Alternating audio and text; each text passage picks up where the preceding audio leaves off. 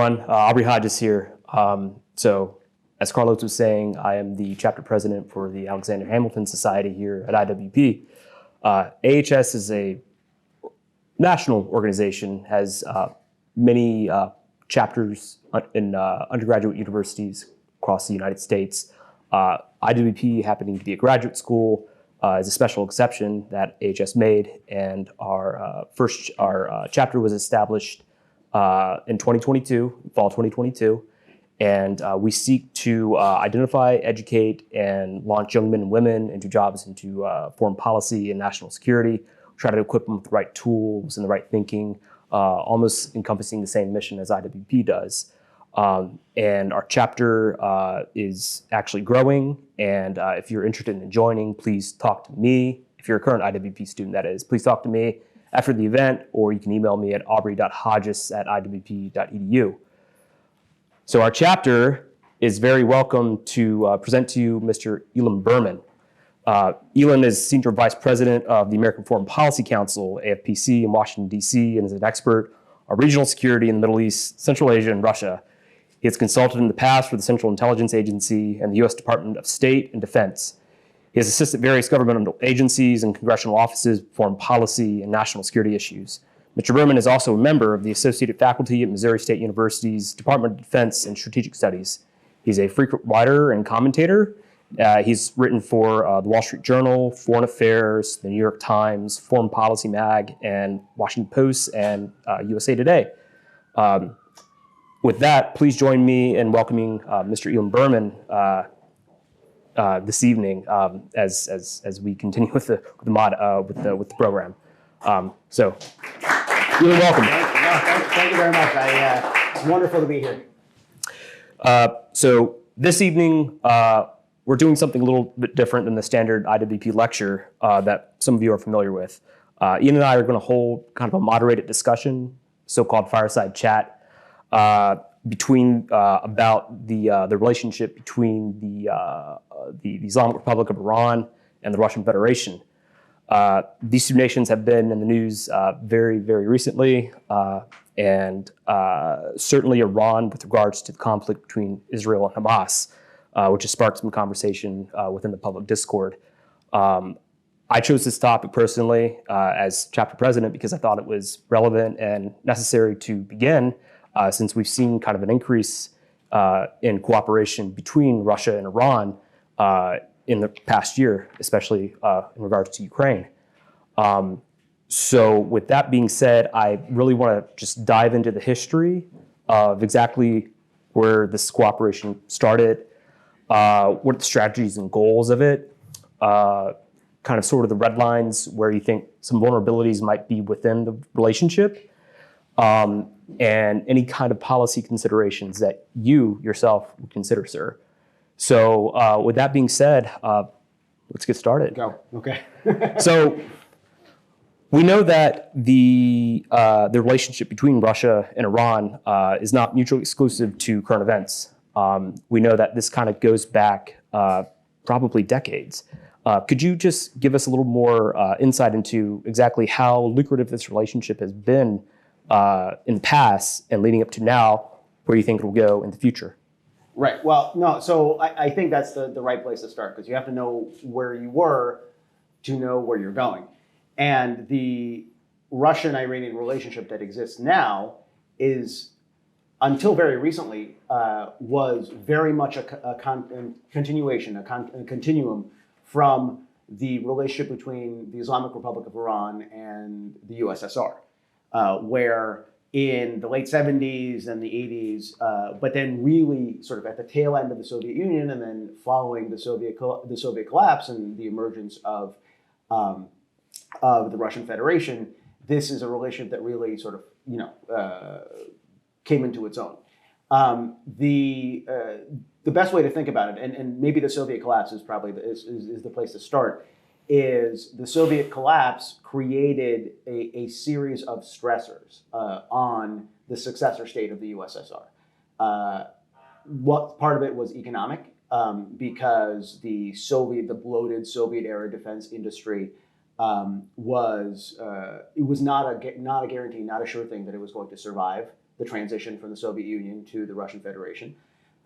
You had the uncoupling of a whole series of republics, the 5 majority Muslim republics of Central Asia, the 3 republics of the South Caucasus, and the untethering of satellites in Eastern Europe. Also this sort of, I would say this injection of this new variable, which is religiosity. So you sort of stand where you sit. My family, I'm of Russian extraction. My family came out of the Soviet Union in the 1970s.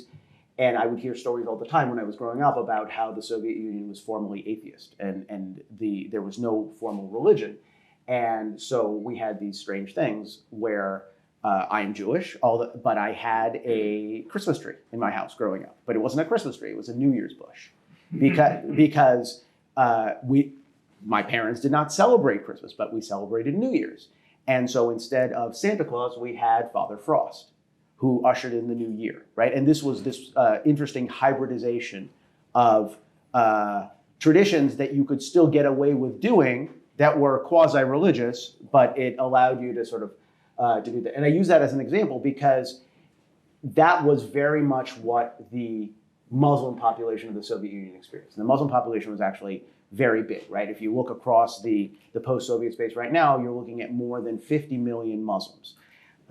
And so they were a significant, and demographically, if you look at it now, they're a growing minority of Soviet citizenry, but they were, their religion was private. Their religion wasn't they didn't wear it on their sleeve. They weren't allowed to practice it openly.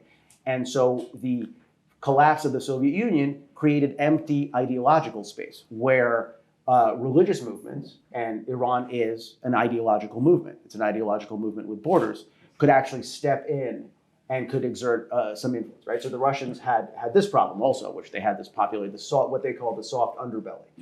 And then they had sort of what we see now as the culmination of this lingering phantom pains of empire, where you had Soviet leaders then, who are, to a large extent Russian leaders now, who believed that they were destined for more, that they were robbed of an empire or of an extended sphere of influence through an accident of history, right? Vladimir Putin famously said that the collapse of the Soviet Union was the greatest geopolitical catastrophe of the 20th century.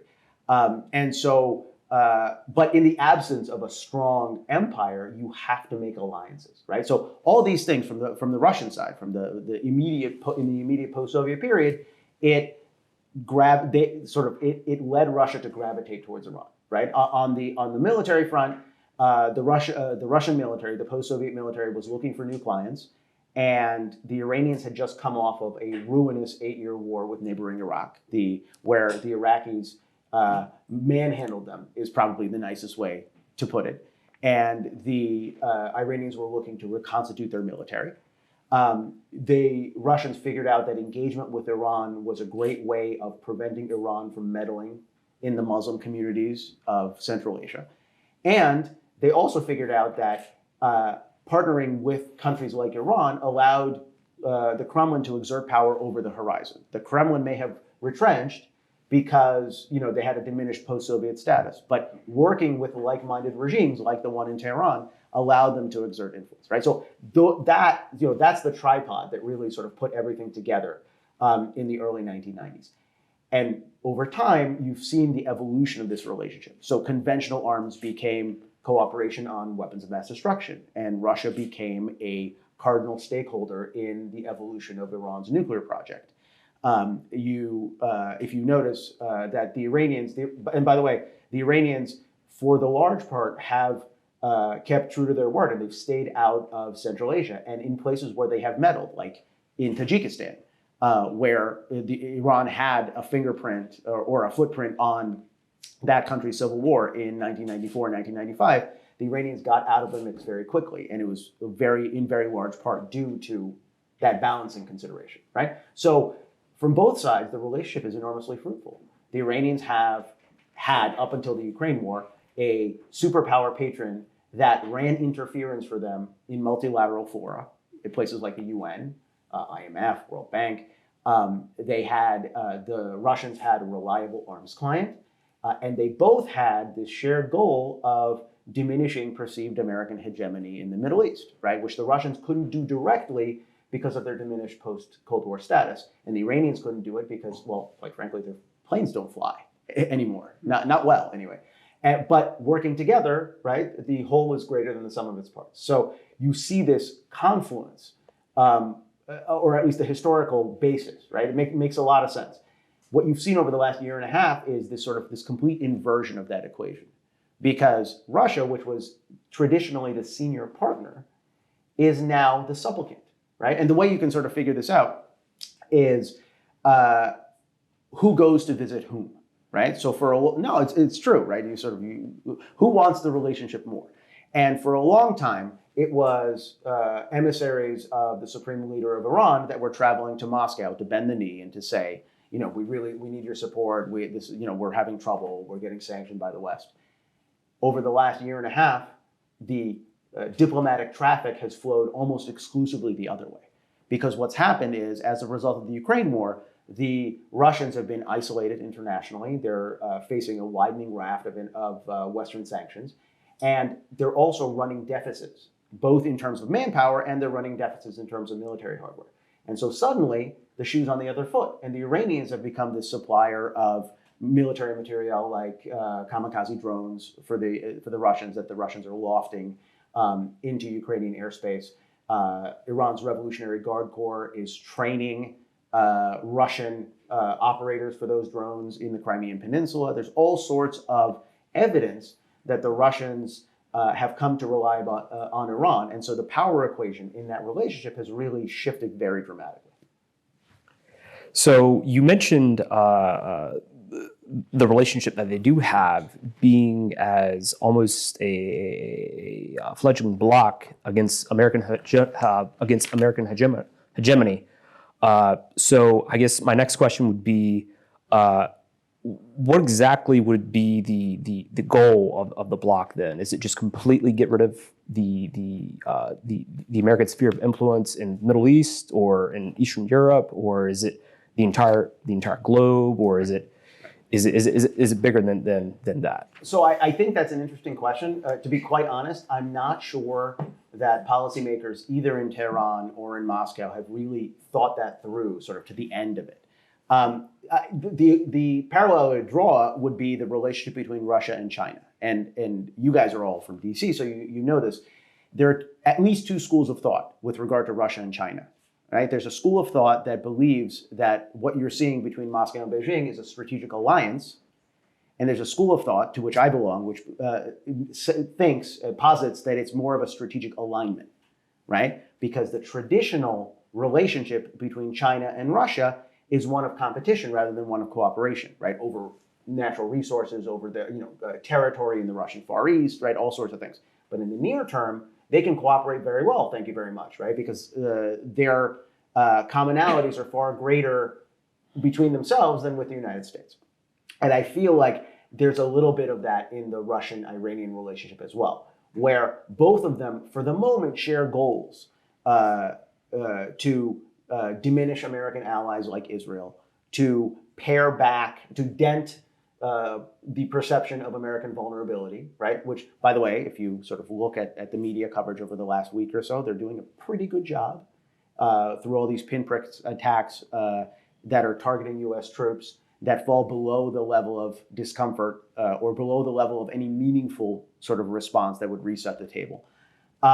This benefits Iran because it shows the heft of Iran's asymmetric strategy, right? Because Iran doesn't think about strategy the way the U.S. thinks about strategy. It doesn't think about bombers and missiles and submarines. It thinks about proxy groups and cyber warfare and sort of standoff weapons, because the experience of the Iran-Iraq war is sort of very ingrained. Asymmetry is the name of the game for them. But all of this rebounds to Russia's benefit as well.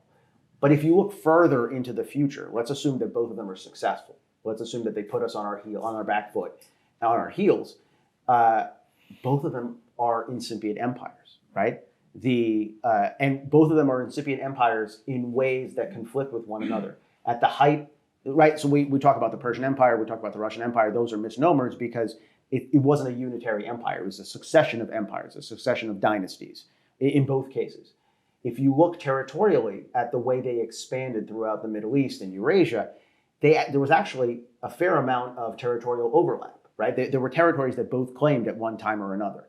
So my only argument here is that what exists right now, this strategic alignment, is just that. It's an alignment. I'm not sure that it's a permanent condition. And Russian ideologues, folks like Alexander Dugin, and for those of you guys that are doing Russian statecraft and Russian history, Alexander Dugin, you should be reading him. For those of you that don't, Alexander Dugin is the single most important Russian ideologue that you've never heard of. You might have heard of him now because, since in the last year and a half, his name has sort of become more popular. But he wrote a book back in 1997 called The Foundations of Geopolitics, in Russian, Основы геополитики. And he posits that Russia is destined to be an empire. Also, Russia is destined to be a Eurasian empire in conflict with the United States and with the West. But until Russia can regain that status, all sorts of tactical partnerships are necessary. And he actually lays out and he mentions Iran by name. And so from the Russian conception, this is good, but this is utilitarian, right? This may not be a permanent condition, but it certainly serves Russian interests for now. That's actually an interesting perspective because I know back during the Cold War, there was always an animosity, particularly when it comes to religion with the Soviet Union. And the Soviet Union did not always want to see Iran technically exporting the revolution into Central Asia, because that's just another backdoor that they could come through and destabilize that part of the Union. So, Ilan, that brings me to my next point. So, what do you think would be some of the red lines between Moscow and Tehran? So look, people matter. Right? Personnel is policy, right, here in Washington, but people matter on a very organic sense. So I remember 10 years ago when I could still go to Russia. I can't go to Russia now because I've been sanctioned by the Russian government, which is great. It's like a proof of concept for me. But when I could still go to the Russian Federation, I remember traveling out to Tatarstan, to the Republic of Tatarstan, right, Central Russia, and it was. The capital of the Republic of Tatarstan is a town called Kazan. It was very nice, very cold, because I went there in December because I clearly don't know anything, and I'd go there in December. And I sat down with researchers who were sort of studying. Russia's always sort of very much been on a hair trigger about the potential for Islamic extremism. And so I met with some of those researchers, and they were sort of looking at it. And this was right at the time when the Islamic State was starting to take shape in Syria, and they were very attuned to it, and they're very attuned to the potential for radicalization. And they said, I was having breakfast with one of these guys, and he said this fascinating thing to me. He said, there's only 2 countries that have a consulate here in Kazan. And I said, oh, okay, who? And he said, well, it's Turkey, right? Which makes sense, right? If you sort of understand the culture, you understand sort of the transition, the migration of sort of the great Turkic nations and Turkic languages. And the other is Iran. And I thought that was such a curious thing to me because 98% of the Russian Muslim population is Sunni. Iran is a Shiite nation. So that doesn't make any sense, except for the fact that we've seen time and time again, Iran does exactly this strategy. Iran seeks to engage Muslims on a grassroots level, whether it's in Russia or in Latin America or other places, and seeks to build an alternative identity. It's not so much about, hey, you have to get with the Islamic Republic's program. You have to believe in the exportation of the revolution. It's, you're discontented, your economic state is not so good. We're going to use that as this entry point to indoctrinate you, to radicalize you. And so one of those red lines, I think, very clearly is the perception on the part of the Russians that the Iranians are meddling, whether meddling in their geopolitical backyard, in the soft underbelly of Central Asia, or even worse, meddling in places like Tatarstan or in the North Caucasus or whatever it is. That isn't happening yet. And I remember on that same trip talking to officials about why that is. Why is Iran behaving, right? Because at that time we were very concerned here in Washington. We still are, or should be, about Iranian behavior. And they used a really interesting phrase to me, right? Which roughly, in Russian, which roughly translates to controlling through investments, right? So the Russian strategy with Iran, right? They understand the downside of this. They understand that an uncontrolled Iran could actually wreak all sorts of havoc, ideologically, if nothing else, among vulnerable populations. So they're controlling through investments. They're giving Iran what it wants, whether it's nuclear technology or conventional arms, as a way of getting the Iranians to behave nicely, right? This is in in a less charitable way. This is blackmail, right? But it works, and it works for the Iranians, and it works for the Russians. So I'm going to throw a curveball at you. Is that okay? So do you think the Russians? Do you think that they want the JCPOA reinstated with Iran, or do you think that this is something that a nuclearized Iran would be beneficial to them somehow? So I think it's an interesting question. I don't know. Look, so bottom line up front, I'm a huge skeptic of the JCPOA. I'm a skeptic of the JCPOA in its original form, its 2015 form, because it was very transparently, to me, an attempt to kick the nuclear can down the road, right? There's an enormous amount of difference between policymakers who say Iran will never go nuclear and policymakers who say Iran won't go nuclear on my watch, right? That latter formulation is, I'm going to push this decision off. And that's precisely what the Obama administration did. The JCPOA is not open-ended. JCPOA, right? Last month, we saw sunsets on key provisions in terms of Iranian conventional arms transfers. All of the JCPOA, the entirety, sunsets, right? All restrictions that are built in, sunset in the next 4 years, right? So this doesn't make any sense to me. Those that are supporters of the JCPOA like it for a tactical reason, meaning it slowed the pace of Iran's nuclear development. I can understand that. But when you ask them, has it really derailed Iran's will to nuclear power? The answer is very blatantly no. The problem that I have with this administration's Iran policy is that it's even worse, in the sense that they're not looking for a longer and stronger deal. They talked about that when they came in. But what they're actually trying to do now is they're trying to salvage a deal that's mostly expired.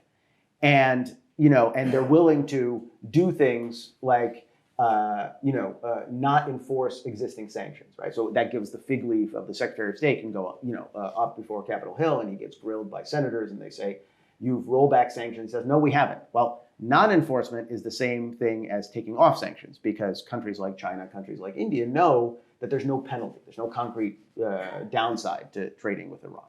And so what you've seen is this massive surge in Iranian economic stability, right? And one of the reasons why the protests that you see taking place in Iran for the last year have petered out is that the regime is actually more stable geopolitically now than they were a year ago, right? They have less to be worried about because they don't really see the international community putting the squeeze on them. When it comes to Russia, I don't know the answer to that. I know that there comes a point, right? Every Russian official I've talked to, when it gets to 2 a.m. and they've had a few drinks, they express worries about, an unfettered Iran that happens to be a nuclear power, because they congenitally don't trust the Ayatollahs. But they don't ever, candidly, I don't think they ever think it's going to get that far. I think Russian officials and American officials are united in this idea that this is a bad situation, but we're kind of benefiting from it, at least the Russians are, and somebody's going to take care of it before it ever comes to pass, right? And they're both thinking about the state of Israel, right? Israel will have a military option and will take care of it. So we don't really have to make hard choices because a country the size of New Jersey will take care of it. Well, what we've seen over the last month has really sort of thrown a wrench in that calculation, because I don't think the Israelis have the bandwidth to do anything like that, even though in the preceding year, when I've traveled to Israel and I've talked to people, I saw this sort of awakening where Israeli policymakers were saying, wow, for a long time, we knew this was a problem, but we thought that this was something that America would handle. And now we're realizing America won't handle it, right? So before October 7th, you had at least a growing political will in Israel to do something unilaterally. I don't think that exists now. I think they're they're preoccupied, and they're going to be preoccupied for a long time, particularly if Hezbollah opens a northern front in Israel. But the elephant in the room is the Iranian nuclear program. The Iranian nuclear program is advancing. It's sort of marching along. It's increasingly mature. It's increasingly threatening. It has the potential to reshape the balance of power in the Middle East, and no one has a solution. So that kind of segues into the next point. What would you think would be a viable policy option to deal with the cooperation happening between Russia and Iran? Well, I think it's a good question. So first of all, it's necessary. I'm going to say something controversial, but I think it needs to be said because it's necessary to understand what American policy looks like from the outside. We have an administration that's been very forceful in its support for Ukraine. I think because of my heritage, because of sort of my understanding of the Russian government and its ideology, I think entirely correctly. But it's also doing this thing where it's segmenting policy, where it thinks that Ukraine policy or policy towards Russia has nothing to do with its Middle East policy, and that's patently not true. So what it looks like to the outside, to countries in what is now known as the Global South, for example, is that the United States has allocated over $100 billion in both economic and military aid to Ukraine to fight against Russia. And it has also liberated, what I don't know what the tally is now, was it $16 billion, maybe $10 billion, whatever it is, right? In direct assistance and then indirectly lessened sanctions that allowed Iran to build up its foreign exchange reserves that Iran has turned around and built drones with and sold to the Russians. So in a very real sense, if you're an objective observer, it looks like we're playing two sides to the middle, right? And that's a very bad place to be because it sort of highlights the incongruity of our policy. It also explains a lot about why we never said the second part of the sentence with regard to what's happening over the last month, right? Because to me, the elephant in the room is that Iran is the arsonist in what we saw take place in Israel, right? Iran created the geopolitical conditions for this to be possible. Iran provides $100 million annually to Hamas. It's not the sum total of Hamas's money. It's also, it provides that money even though Hamas is Sunni. It's the Palestinian branch of the Muslim Brotherhood. Nonetheless, it's sort of very opportunistic, and it provides that money. And it supplies it with, very sophisticated weaponry. So I think it's a bit of a straw man to say, to have officials say, like the deputy DNI said in testimony, well, we don't see, a green light from Iran authorizing this operation specifically. Okay, but the conditions were made possible by Iranian sponsorship, right? The conditions they set the table, so to speak. And the problem that you have is you have an administration that, because it's still holding out hopes for engagement with Iran, it's still holding out hopes for a moderation of Iranian behavior, it won't say the quiet part out loud. And so when President Biden at the end of October, when he gave that speech and he linked the fight in Ukraine and he linked Israel's fight against Hamas as this common fight against barbarism, against tyranny, exactly correct. But then he didn't say the second part, which is that, this extends beyond, right? There's a common factor in both things, right? And I'm not this sort of conspiracist that thinks that Iran is pulling all the strings, but there is an Iran connection in both cases. And so to me, Iran is a very vexing challenge that we don't have an answer for, and we're not even prepared to talk about yet. I want to open it up to the audience now for any questions for Ilan here. I see actually a couple hands. I see one in the back. Grant, is that you? Grant, fire away, man. If I could ask everyone to kindly state their name and association. My name is Grant Turner. I'm a student here. Forgive me if I was a couple minutes late, so you might have addressed this, but how do you see Saudi-Iranian relations moving forward? So that's a great question. All right, so this is going to be a long answer, but I hope this sort of this is my TED talk on Iran. Okay, so the current war, I think the way to properly understand Iran's role is to understand that what Hamas did dovetails with what Iran is trying to do strategically in the region. And the scope of the operation is such that it's just not believable that the Iranians did not have any indications that this was coming, right? This was just simply too large scale of an operation. So the Iranians have, the way I would like to think about it is, if you can picture it in your head, is they have three concentric circles of crisis that they're trying to deal with. The first is domestic, right? All politics are local. What you've seen in Iran over the last year, more than a year now, has been these persistent protests that were galvanized by the death in custody of a young Iranian Kurdish woman named Mahsa Amini, right? Who wore the hijab improperly, according to Iranian authorities, and got taken into custody, was beaten savagely, died in a hospital. And she became the standard bearer for this sort of groundswell of rejection for the regime, right? The rejection of a regime that's increasingly aged and sclerotic and is imposing religious edicts that the population, which is young, doesn't really believe in, doesn't really adhere to. And these protests started that way, but they've become something more. And you can sort of see this with the way they protest against the Supreme Leader, they protest against the current clerical regime, right? And this is a pretty dramatic change, because a decade ago, you saw protests that still looked for behavior change, right? More than a decade ago, the Green Movement protests in 2009, they were all about modifying the behavior of the existing regime. What you see now is a rejection of the existing regime, right? The Iranians have figured out this is a closed ideological system. There's no changing this. So we need something else, right? So that's the first problem that they're dealing with, right? They have this loss of legitimacy and loss of intellectual cohesion at home. The second is regional, because what you've had over the last 3 years has been this remarkable movement and drift towards normalization that has brought Israel in from the cold.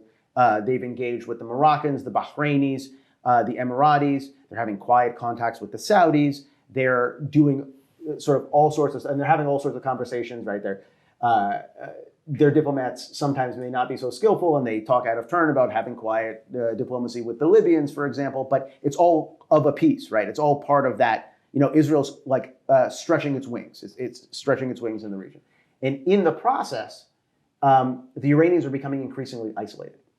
So something for you guys to note, the current Iranian foreign minister, Hossein Amir-Abdollahian, is not nearly as charismatic or genteel or well-dressed as his predecessor, Javad Zarif. Javad Zarif was the guy that ran circles around us at the negotiating table, right, on the nuclear program. Abdollahian is not that. But he's been enormously successful, because in the last 8 months, he has traveled, and you can sort of go and Google it. He has traveled to every single country that has either normalized with Israel or is thinking about normalizing with Israel.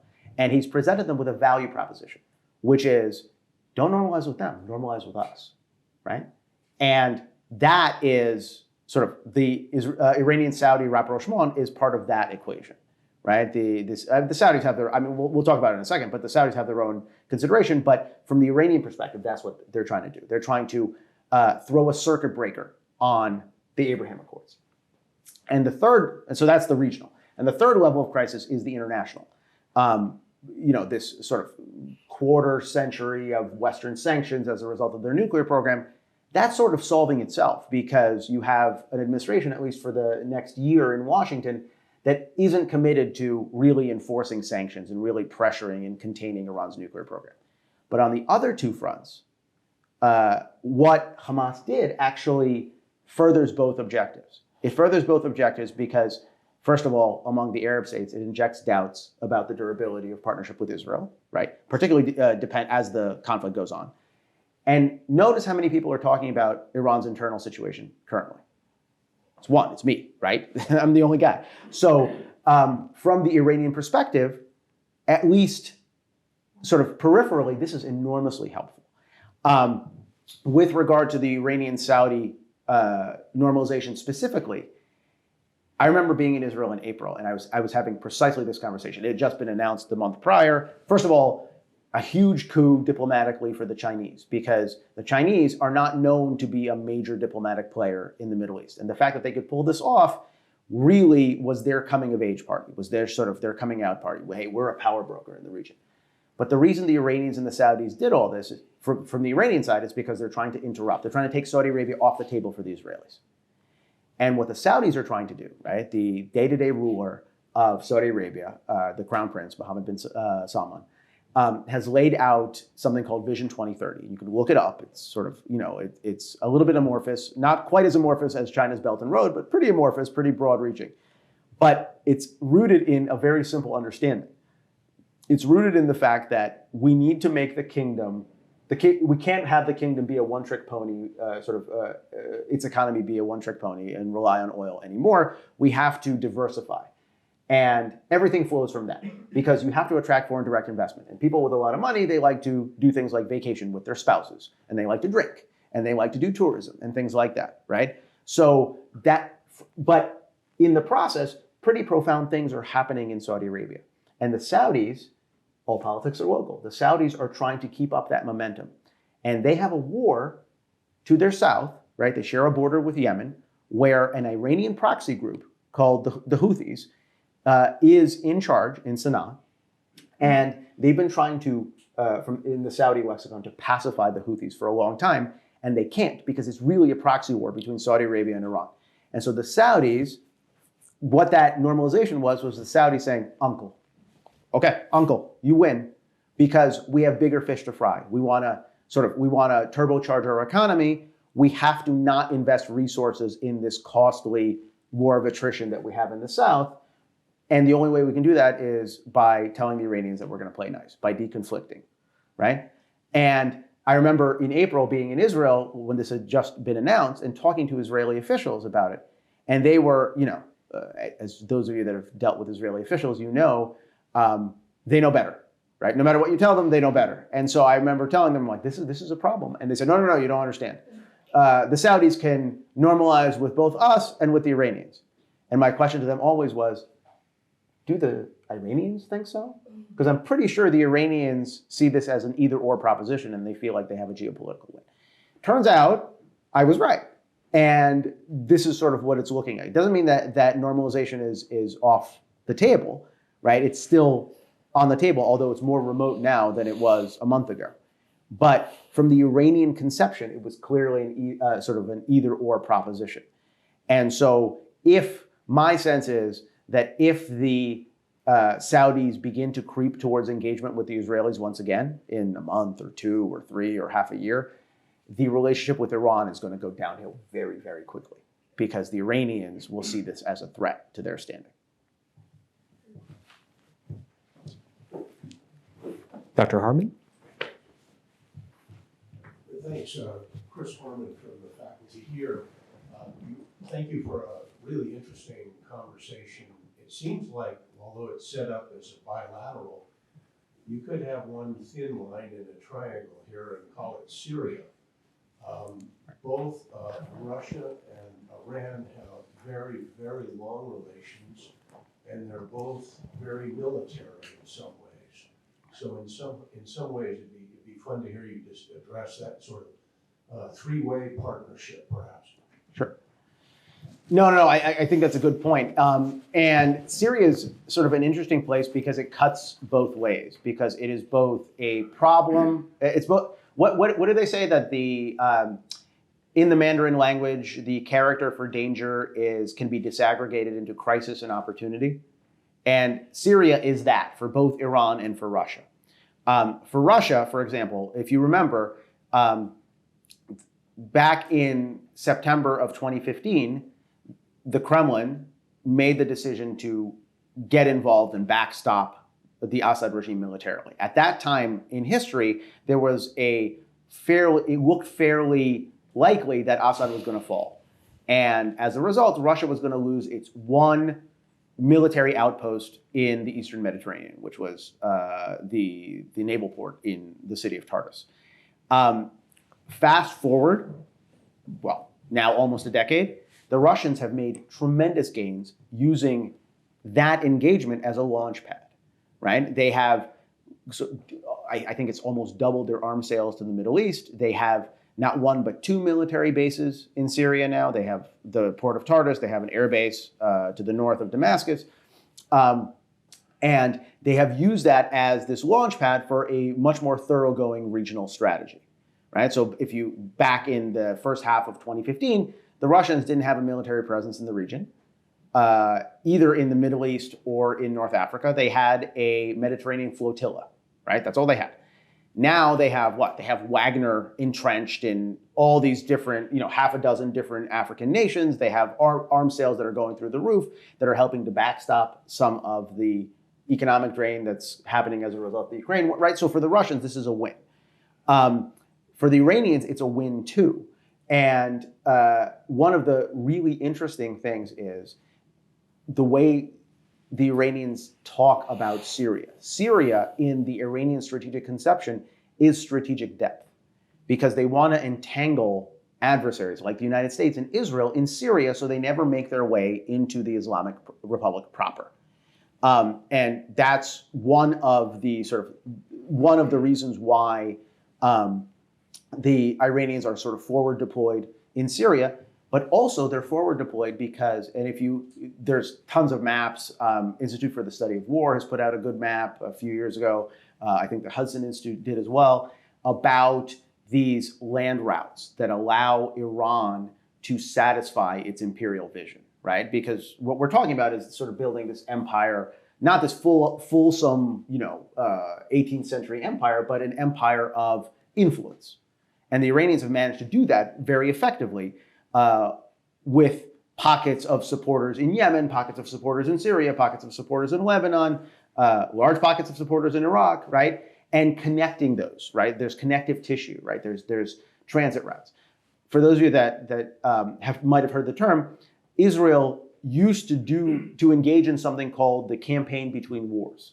The Campaign Between Wars was a series, very steady over the course of 2.5 years, very steady series of aerial surgical strikes, mostly on Syrian territory, to interrupt Iranian weapons deliveries to Hezbollah in Lebanon. Very successful, right? Not 100% successful, but very successful. The only way Iran could do that is if the Assad regime is weak, and if the Assad regime is pliable enough that they can sort of move in, certainly to the south of the country, and sort of control the space.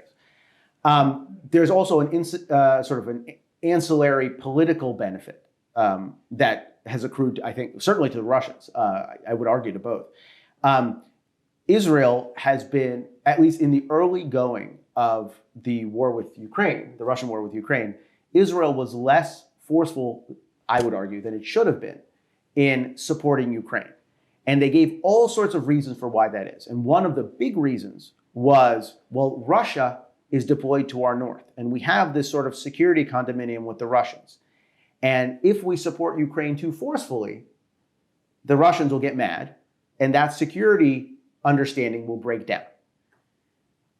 I think the shoe's on the other foot now, and so now you have a situation where Israelis are very vocally, very openly saying, you know what, we miscued on this, we did this wrong, we were too clever by half, we should have sided more with Ukraine, right? What that actually does sort of in the future, I think remains to be seen. But for a long time, this state, where you have, one of the problems, and this is a slight deviation, but I think you'll understand where I'm going with this.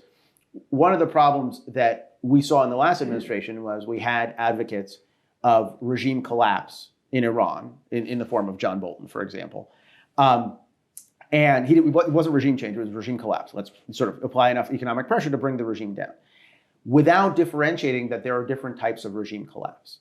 So for example, Venezuela is a type of regime collapse, a collapse where the regime loses cohesion, but it doesn't lose power, right? It loses control over its borders, it loses control over its economy, and becomes dependent on external forces and things like that. That is the scenario that we're seeing in Syria right now. You have a state of semi-collapse, and it's a state of semi-collapse that advantages the Russians and advantages Iran, because the Iranians can move in on the ground, the Russians can move in the air, for example, and it's a condominium that serves both interests for now, right? So for right now, both Moscow and Tehran are united in the idea that a weak Damascus serves them both really well, right? They don't want a strong, consolidated state, and they don't want Assad to go. Sir in the blue shirt here. Thank you. I too would like to thank you for a very informative and stimulating discussion to both of you and the insights about current developments. I was grateful to hear about your discussion of the women's movement since last September and the death of Masha Amini. And though it's been driven by women, there are other sectors that are involved in it. And I appreciated the reorientation and the targeting of rejection rather than just behavioral alterations and so forth. But during the past year, given all this, there have been some discussions about why that would be a weak movement because there's no alternative. Some people talked about the Shah's family in Paris, and even people who are against the regime will admit this too. My question is somewhat related. We've also heard that there's been some critique of the clerics by the IRGC. And so my question has to do, what is the relationship between the IRGC and the clerics? And does Putin interface with them separately? And what kind of tension might there be? And what do you project could happen there? So that's really, I think, the $64,000 question, because what you're actually talking about is you're talking about what alternative futures are likely for Iran, right? If the current regime is, has a pronounced failure to thrive, if it's, aging sclerotic, it's on its way out, what could come next? I would make the argument, and this is actually something I'm working on now, but I would make the argument that we're actually very unsophisticated in our thinking about the Iranian opposition, right? And part of the reason is because we haven't really thought deeply about what we, America, from a national security lens, would want a future Iran to look like. And so what we get instead is we are very Pavlovian, if you could use that term, because what we say is, oh my God, we have an Iranian nuclear program. And then an opposition group comes to Congress and says, we'll solve that for you. And we're like, okay, great, perfect. We'll sign on the, but that's not really a fulsome strategy. I would actually argue that there are three scenarios that are the most likely for Iran, right? As much, and I share with you sort of the perception of what's happening there, right? What's happening there is enormously encouraging, but it's not a revolution, right? I would argue. It's not a revolution because what you see is the Iranian people know what they're against, but they don't know what they're for, right? They know that they reject the Islamic Republic, but they haven't really coalesced into serious thinking about what comes next. In the absence of that coalescence, I would argue there's three scenarios that are the most likely. First scenario is and again, right, all drawn from history, right? We're sort of, you guys do history here at IWP, so we'll draw it from history. A technocratic transition a la Deng Xiaoping's China, right? So what happened in the 1970s was, Mao, when he was in power, was an enormously brutal leader who led to the death of tens of millions of Chinese as a result of his cultural and social policies. When he died in the mid to late 1970s, Deng Xiaoping came in and he said, and by the way, Deng Xiaoping was with the program, right? Deng Xiaoping did not reject Maoism, but he made it, what do you call it, Maoism with a human face or whatever it was. And so he made a priority of creating a technocratic elite, right? To de-ideologize to a point, right? Don't let the ideology drive. Install people that know how to run the economy, that know how to do agrarian practices, things like that, right? And over time, the lot of the average Chinese became better, right? And the sense of crisis passed. And this is actually exactly what's happening within Iran today, right? Iran has massive problems. Iran has, a succession of administrations that did ruinous financial practices, and their economy is, sort of in a shambles. They have a hydrological crisis. They have a resource crisis to the point where there are dozens of cities around the country that have insufficient potable water for the consumption of its citizens. And so they have to have water brought in by tanker truck, right? I mean, just insanity. And so what you've seen, right? Ibrahim Raisi, the current president of Iran, is best known for being the hanging judge for sort of all his human rights abuses. But if you actually watch what he's done since he's been president for the last, 2.5 years, he has actually installed a whole series of technocrats in all these ministries, right? So you very clearly see that there's a recognition that you have to, it may not be politically saleable to de-ideologize, but you need competence, right? And so I can see the Iranians moving in that direction as a government. And as a result, they managed to peel off some segment of the people who are protesting now because, their lot gets better and they go home. They're like, oh, my bank account is marginally better. So that's one scenario, right? This technocratic transition. Second scenario is what I just talked about, right? The partial collapse, a la Venezuela, right? Regime collapse is not a unitary thing. It can take many forms. And you can imagine a situation where rump Iran remains intact. The Ayatollahs don't fall from power, but they lose control over their hinterlands, over their periphery, right? Where there's lots of ethnic tensions and for example, on the border, the common border between Iran and Afghanistan, for example, right? And so that's happening a little bit as well. And the third, and I think actually the most likely scenario, and this is where Russia comes in, is an assertion of power by the deep state. And I say that phrase advisedly because I've spent a lot of time in countries that have actual deep states, right? Like China and Russia, and Iran has an actual deep state.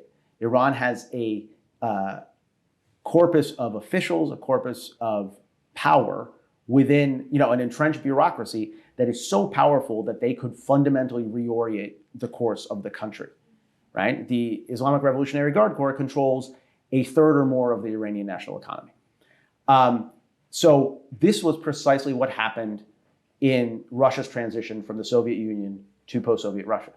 The KGB, which was a deep state, it was a state within a state, had to make a decision. There were people like Vadim Bakatin, who was the guy that Yeltsin brought in to pull apart all the different intelligence agencies and sort of, and strip them of their power. They had a decision point to make. In which they said, hey, listen, we could go out of power, or we could de-ideologize and consolidate power. So you can imagine a scenario, that third scenario, and I actually, unfortunately, think it's the most likely scenario, in which the Revolutionary Guards takes over, de-ideologizes, takes over a lot of the functions of government, right? It doesn't mean that the Ayatollahs go away, but they're not in charge anymore. And it becomes a military dictatorship, or moves in the direction of a military dictatorship. And there have been people like my friend Ali Alfone, who used to be at the American Enterprise Institute, who he wrote a whole book about it. I think he was a little early in his prescription, but I think that trend line is very, very clear. And I would only point out that from an American national security perspective, that is not the worst of all possible outcomes. Because right now, we have a lack of stable communications with the IRGC, right? The potential for catastrophic miscalculation is actually very high. And you sort of saw this during the time span of active military operations in Iraq. If you have a military dictatorship in Iran and you have stable lines of communication, it's not an optimal scenario, but it's not the worst of all possible worlds. So. I'm going to try to fit in two more questions. Sorry, that was a long answer. That's okay. That's okay. Yes, ma'am. Go ahead. Yeah, go right ahead.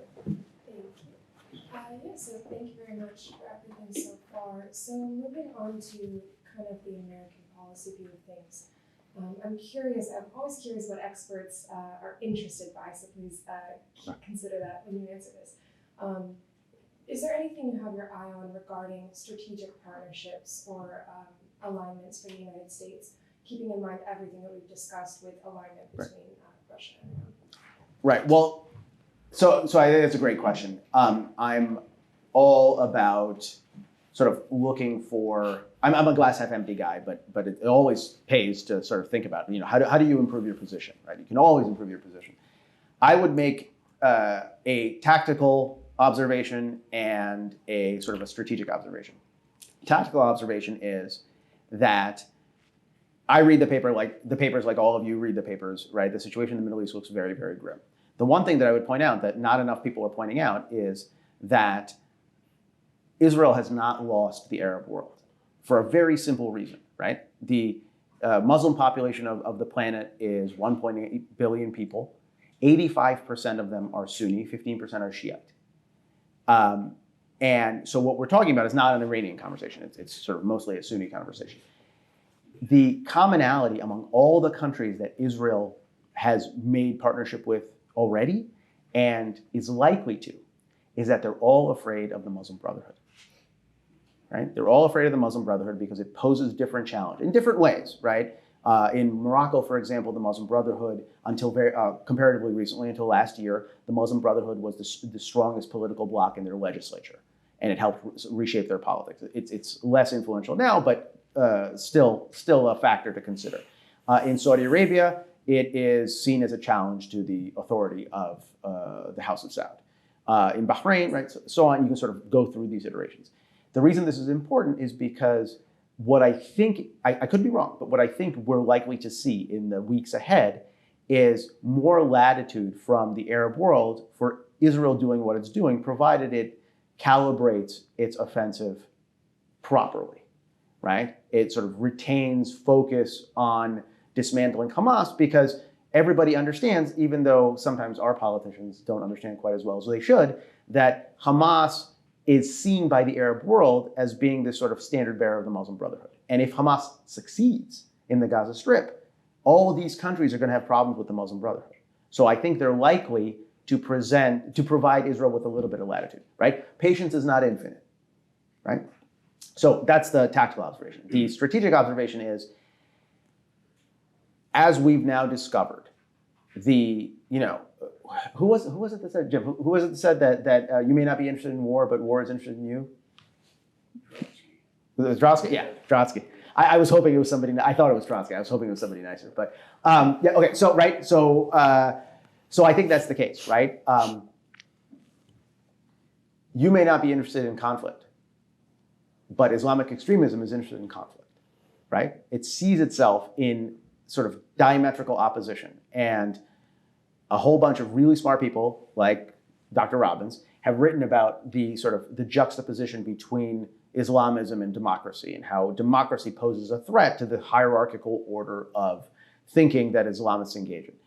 The reason that's important is because we have, over the last couple of years, really pivoted away from this sort of thinking, right? We are now fully in the frame of great power competition. It's all about China, to a lesser extent about Russia, right? We're thinking about force-on-force competition. We're not really doing the war on terror. We're not doing any of that. But it still exists, as we've seen over the last month. The problem, my historic problem with the way we've thought about counterterrorism, counterinsurgency, has been that we are too good at what we do. Meaning, when you think about the war on terror, you inevitably think about it in the context of the US military, right? US military in Iraq, US military in Afghanistan, US military in Syria, a coalition to defeat ISIS. But the real battlefield, right, I would argue, the one that matters is intellectual. It's an attempt by Islamists who are smarter than the guys from ISIS, who are trying to, it's ballots, not bullets, who are trying to change constitutions, who are trying to change the sort of the rules of the road in majority Muslim societies.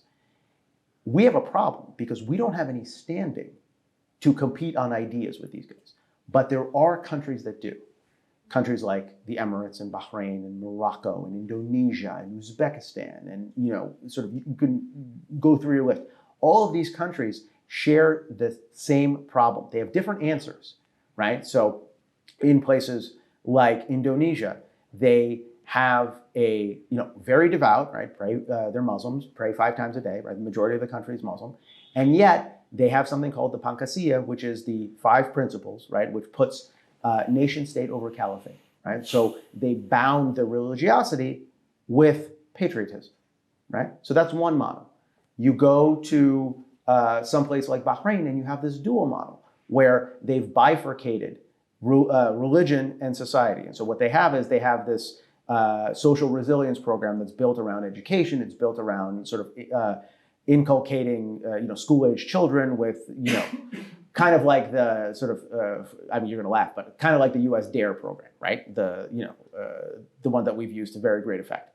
And then they have this communal outreach program on the religious side, right? Where they're doing sort of all this outreach with like-minded institutions. In Egypt, you have Al-Azhar University, right? Not without its problems, mind you, right? As an intellectual institution, but they have a corpus of clerics that is now writing treatises and issuing fatwas that debunk the ISIS interpretation of the Quran, right? And they're able to do that because they're an institute of higher Islamic learning. So I'm giving, this is a lot, but I'm giving you all this example because this is actually a struggle that's going on right now. And it's something that we're paying almost no attention to, but it's enormously consequential. And our role as the United States is, we're the convener, right? If we can highlight, who the good guys are, who's doing constructive work, that's enormously effective. And so to me, that's really the pickup game right now. We have time for one more question. Sorry. It's okay. You're fine. You get me rolling, and So. I think everybody's intellectually stimulated at this point. Carl. Carl Wagner, I'm a student here.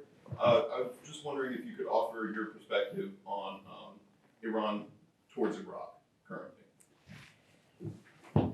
It's interesting. I'll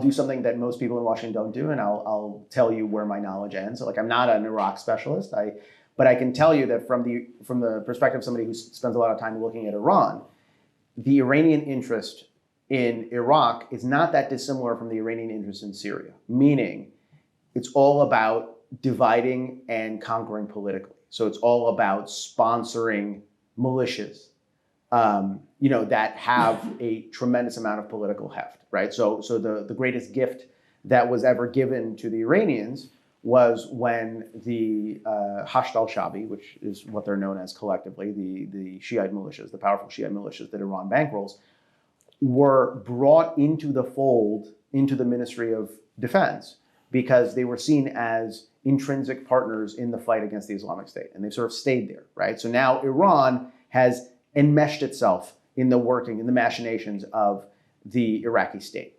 In terms of politics, the Iranians for a long time have done in Iraq what they've managed to do in places like Lebanon, which is they find sympathetic politicians and they pay them off.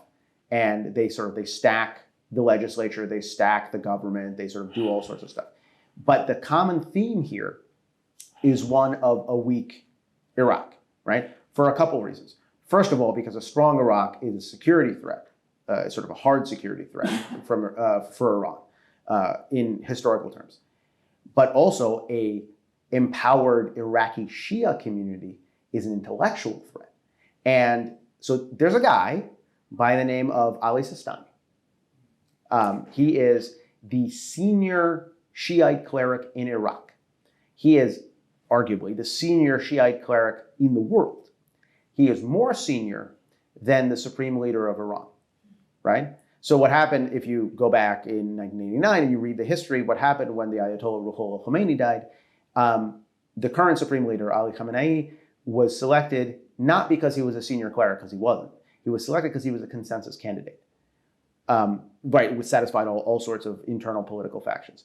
The problem with that is that ever since, he's been trying to establish himself as the loudest voice in the Shia political sphere. So people like Sistani are huge threats to his legitimacy. And Sistani is not with the Iranian program. Sistani believes in quietist Islam, Shiism that is sort of divorced from politics, that's sort of more compliant, it's not insurgent. And not coincidentally, Sistani's been under house arrest for a long time, right? Long time, right? Because he is a threat. He's a threat intellectually to the Islamic Republic. So my sense is that the aggregate result is that in Iraq that's fragmented, that's sort of riven by these political, sort of competing political interests where Iran can, play one side against the other, can sort of insinuate itself, is exactly what the Iranian regime wants. What the Iranian regime doesn't want is an Iraq that's actually successful. Well, Ilan, thank you very much for coming. This has been very informative. Wow. Your mind, it speaks volumes. You should see me in the morning. Yeah, especially when you've had your coffee, right? That's right, exactly. Well, thank you very much for coming and letting me and everybody else pick your brain here. Anytime. On behalf of IWP and AHS, thank you for coming, sir. Thank you guys so much.